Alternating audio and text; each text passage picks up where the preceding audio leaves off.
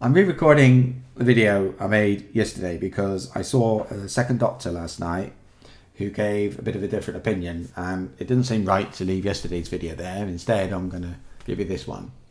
I keep recording this one, and I keep having to do it again because it's it's a difficult thing for me to talk about, and I just make a mess of it every time. So I don't know. Hopefully, I'll get it right this time. If it's not perfect, that's why. I'm ill. Problem is with my lungs. I get very short of breath, seemingly for no reason. Sometimes it's like I can even just sort of I wake up breathless. I can be watching TV and I'm feeling breathless all evening. And the doctor on Monday said I had moderate chronic obstructive pulmonary disease, or COPD, which means, okay, I don't know if this is not perfect, but I would try to describe it the best I can.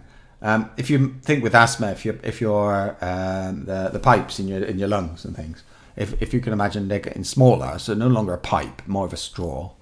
And you can take your Ventolin or Seretide or whatever you take and so on, and it can reduce the swelling or prevent the swelling so that you're not with a straw all day but more of a pipe, or you make the straw get bigger or something.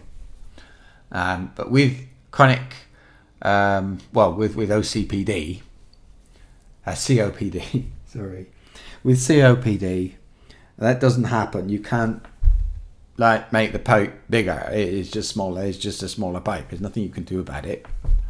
You can't change that. And your lungs are kind of knackered. There's no fix. There's no cure. And if you don't do anything to it, it will get worse. Now, I'm moderate.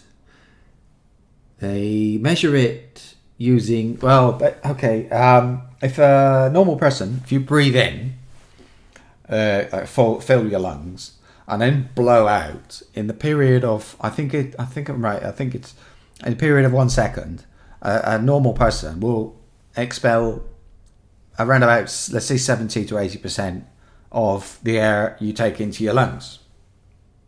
Somebody with severe COPD will expel maybe at the most 40% of that air they take in. I expel about 50%.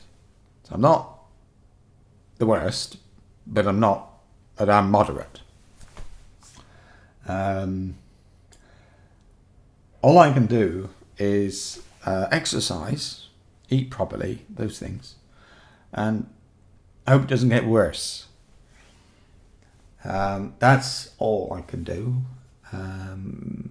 So I went to see a second doctor privately last night, and he said that maybe it's possible that what I have might be more in the direction of asthma, and a kind of a severe worsening of asthma, if you like. So, and therefore might be treatable with medication.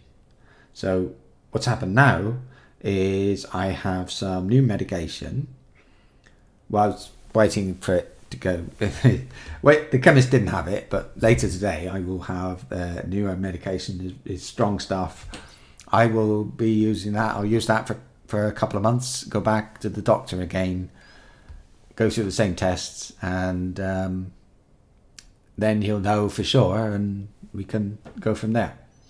Although in the meantime, I'm doing all the exercises, and there's like breathing classes, I'd say, workouts, diet, all that stuff I'm doing. Either way, it's very upsetting, but we'll deal with it.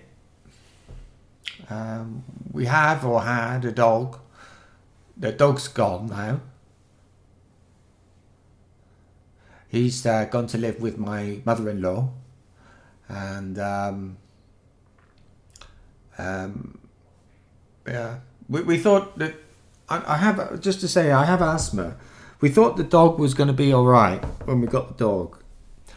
What we were sort of, the idea was that, I mean, the dog is, or was, whatever. Okay, the dog was like, had his hair brushed like a couple of times a day. We were vacuuming a few times a week. We only have one carpet, which is in the sitting room, and it's just a like little carpet square, more almost a rug. That sort of thing. So we did things. The dog, like, I had to stay in the sitting room, the kitchen, and a bit of the hallway at the sort of other end of the flat. And he didn't come where I sleep. He didn't go to. It was sometimes he'd walk in the office where he wasn't supposed to go into the office, and so on. So he was like almost all of the flat was no dog, and so on. So we did all things, but now things are worse, and the dog is now gone. So I do get out of breath. I don't think you'll notice it in the videos because it's been happening for a while, and you know, I notice it, but you probably won't.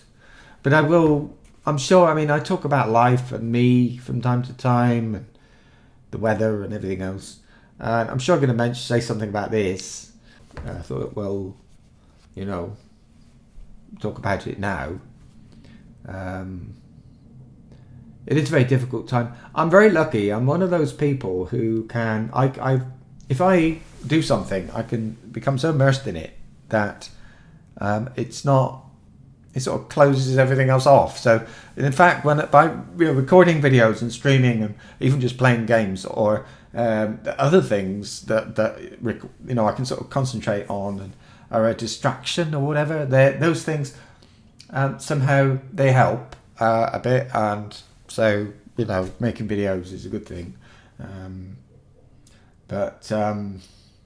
So that's all. I'll stop talking. I think it's probably a bit long. I didn't time this video, but there we go. Listen to it or don't.